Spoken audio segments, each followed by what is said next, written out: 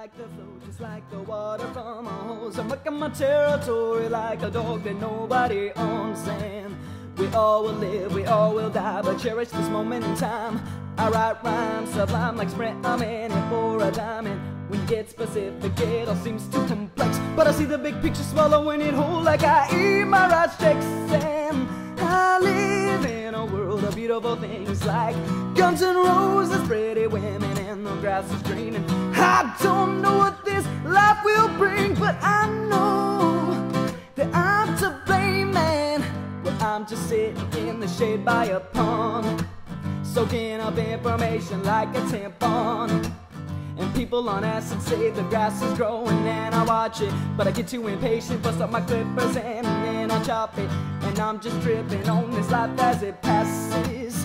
And yes, I'm attracted to silicone, and that's what Britney's asking. And I live in a world of beautiful things like Guns N' Roses, pretty women, and the grass is green. And I don't know what this life will bring, but I know we're going to talk about components in this session. I'm to blame, and yes, I First, we're going to start know with powders. As you can see, for a .308 Winchester, shooting a 125 grain Spitzer, you can kind of get an idea of the different kind of powders that are available for that particular load. This again is a Sierra manual, speaking about Sierra bullets. So we're going to talk about different kinds of powders. I have before us 3 different styles of powder. We have Unique, which is made by Alliant Powders. Reloader 15, again a Alliant powder. And IMR 4895, which used to be owned by DuPont, but has since been sold to Hodgdon Powders. Let's start with the understanding of what types of powders we have here. Different powders have different burn rates. Burn rate is the ability of the powder to burn quickly. Some are really fast, some are slow. And there's a lengthy chart showing that. Unique happens to be a very fast burning powder designed for small amounts in pistol shooting and shotgun shooting. You can see that Unique, I have a sample here if you can focus on that, is what they call a flake powder. It's in little flakes. They also make one called Green Dot, which has little green dots in it. There's a blue dot, a red dot. Those are primarily shotgun powders. They also make other powders designed for larger pistols. Moving on to Reloader 15. It's called a mini stick powder. Again, if you can see that, you can see that they're just little sticks, little round sticks of powder.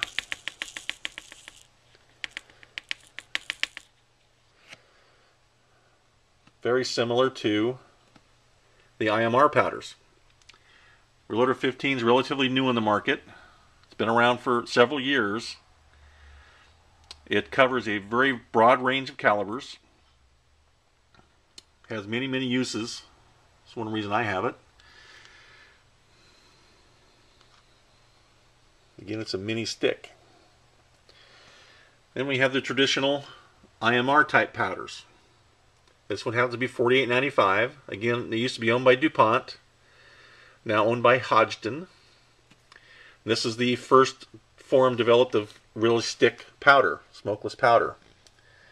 You can see that it's larger sticks than what the Alliant is. I'll hold them side by side. You can kind of get a comparison. Some particular ones you meant for Federal 210s, which is a large rifle primer. There are conversion charts. You can convert any of the primers to each other. And for instance, I have mostly CCI and some Winchester, but these are the particular ones I like. They shoot well for me. I've never had any problem with them. But again, different manufacturers have different types of primers. For instance, on the shotgun primers, I used to use Winchester 209s. Very popular, very good primer. For rifles and pistols, I like to use CCI. Again, different manufacturers, different size numbering and systems. Like their small rifle primers here are numbered 400. In, I believe, Remington, they're 7.5. I don't know what their sizing is, but that's the way they do it. Large rifle primers Again, you have different styles of these. Bench rest primers are mainly for shooting, obviously, bench rest loads. They're specifically designed to shoot all the powder, burn all the powder within the muzzle, so you don't have any excess powder going out the muzzle. And you can kind of see, primer really is just a little bit of a starter charge in here that gets the other stuff going. You know, just a little bit difference in size. And again, you want to match that up to your particular rifle, how it shoots, or pistol in this case. And they sell it. These are 100 packs here, and the master boxes, they come in as 1,000 primers. It's probably better to buy them by the 1,000 if you're planning on shooting a lot, just to have them on hand. You never know when the price is going to go up, or they might become scarce. We had a few years ago had a situation where you couldn't buy a primer to save your soul, so you wanted to have some on hand to do some reloading. I'd always recommend having at least 1,000 on hand for every weapon you have, or every weapon you intend to reload for, I should say.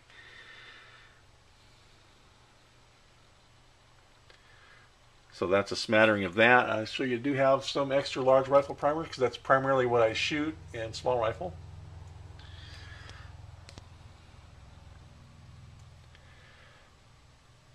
And there's your primer selection. Again, you want to size that according to the case you're loading and the type of shooting you're doing. If you're doing primarily bench rest shooting, I'd recommend going with the bench rest primers.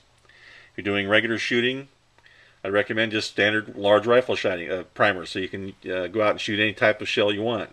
And they'll all work exactly the same. It doesn't matter as long as you got the right size for your weapon and load. They'll all work exactly the same. Some are a little hotter, some are a little colder, some burn faster, some burn a little slower. But we're talking, you know, literally nanoseconds of difference. It isn't worth your time to beat yourself up over this stuff. But I would recommend that you use the primer recommended for that load. Do not exceed the load you're using. And that's primer made by several different manufacturers: Speer, Sierra, Hornady, Berger, just to name a couple.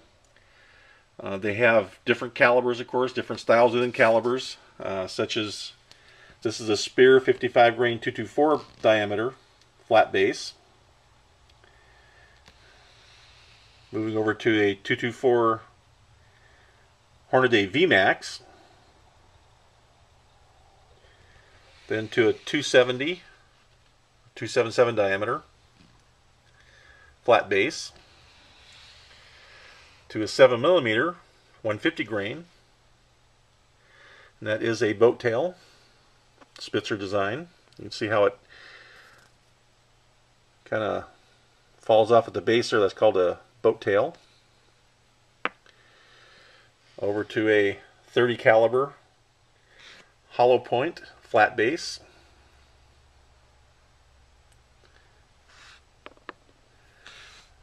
All the way up to a 30 caliber 178 grain boat tail.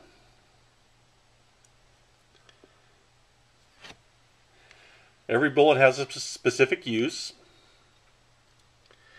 Used for different things. Some are game king, match king, pro hunters, VMAX for velocity, just a regular Spitzer for plinker shooting, also could be game king.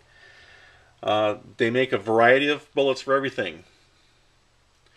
Again, once you do your research and find the particular load that you're looking for in your manual that you want to have, you'll figure out which bullet you want to go with by the type of shooting you want to do. If you're worried about bullet drop, bullet coefficient, you know, the effects of the atmosphere on your bullet, how far you're shooting. If you're shooting like a 30 caliber bullet and you want to shoot over, say, 300 yards, you'd probably want to go with something that has a very long bullet case and a boat tail. These give you the best bullet coefficient for shooting long range. If you're shooting a 7mm, say, for hunting, you want to have something that's close range, say less than 500 yards. You know, something in the 150 grain might work for you.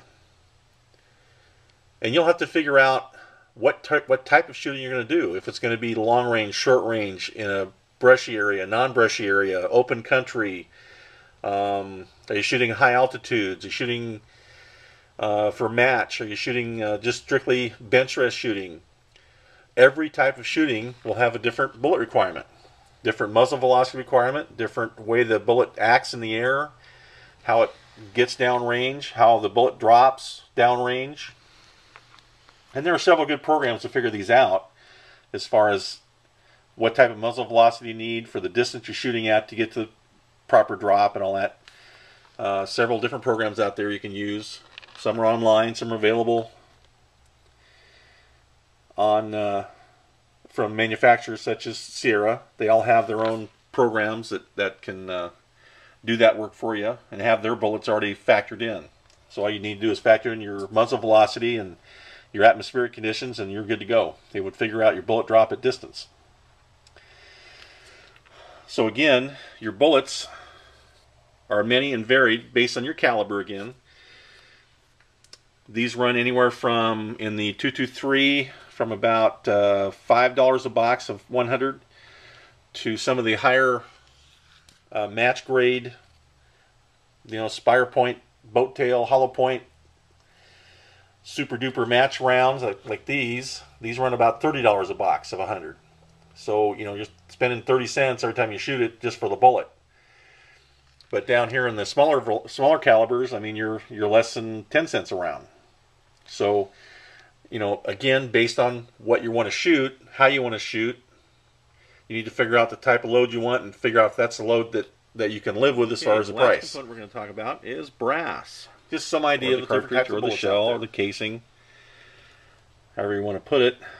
Usually refer to a cartridge as a fully loaded bullet that goes in your rifle ready to shoot. The brass itself is what everything goes into. And you can see, this is a 223. You can get them as brand new, unprimed cases. They're already sized. And you can see they've never been fired. They're beautiful inside. Or you can use your own brass if you have it, if you've saved it over the time. And again, these are already primed, ready to go. These have been twice fired. You can see they're not so clean inside, and no amount of walnut shells is going to get that clean. Unless I left them in there for hours and hours and hours and hours and hours, which I don't want to do, but that's up to you.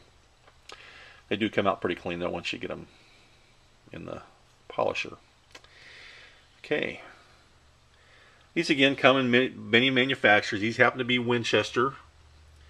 I found that they have the best brass casing of anybody. They're a little thicker, take more wear, don't need as much trimming, and they're just darn good cases to have. And they're not that expensive, but you can ring up a bill if you buy a lot of expensive shells, and you don't need too many of these. If you're an occasional shooter, by that I mean less than 15-20 rounds every time you go out to shoot. If you're shooting like a big caliber, which sometimes if you pump them up pretty hot, they get pretty worrisome on your shoulder. I would not worry about getting a whole bunch of these. If you have a lot of brass on hand, once you get them polished up and get them ready to use, you're good to go. If you need brass, it's available. You can buy them almost any sporting goods store that has reloading supplies. They come in bags of 50 or 100. These are 308. They come in bags of 50. The 223, these come in 100 bag lots. But again, one of the necessary evils you must have is this to put everything in so you can shoot it out of your rifle. Guns and roses, pretty women, and the grass is green. And I don't know what this life will bring, but I know that I'm to blame.